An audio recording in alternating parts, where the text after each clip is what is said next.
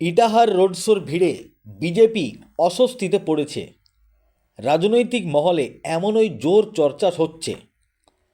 গতকাল ইটাহারে অভিষেক বন্দ্যোপাধ্যায়ের নেতৃত্বে রোড শোতে বিশাল জনসমাগম হয়েছে, যা বাংলার রাজনীতিতে আলোড়ন সৃষ্টি করেছে।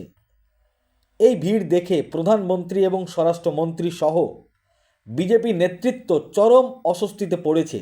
সেই কারণেই আজ ইডি হানার ঘটনা ঘটেছে। এমনই মন্তব্য করলেন তৃণমূল কংগ্রেসের নেতৃত্বরা। কি বলেছেন তিনারা শোনাবো আপনাদের। এই ভিডিওটি যারা দেখছেন চ্যানেলটি লাইক করবেন, শেয়ার করবেন আর সাবস্ক্রাইব করবেন। আই লাভ মাই ইন্ডিয়া, মেরা ভারত মহান। বেশ ভয় পেয়েছে বিজেপি, ভয় পেয়েছে নরেন্দ্র মোদী, ভয় পেয়েছে অমিত শাহ। কালকে অভিষেক বন্দ্যোপাধ্যায়ের ইটাহারের র্যালি দেখে, লক্ষ লক্ষ মানুষের জনসমাগম দেখে ভয়ে কম্পিত হয়ে থরথর করতে করতে কাঁপতে কাঁপতে এখন নির্বাচন কমিশন না দাঁত মুখ সব বার করে ফেলেছে নখ ভারতীয় জনতা পার্টি।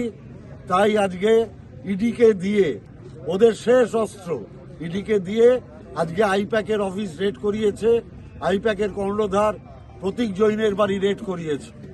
এসব করে কিছু হবে না অমিত শাহ, এসব কিছু করে কিছু হবে না নরেন্দ্র মোদী।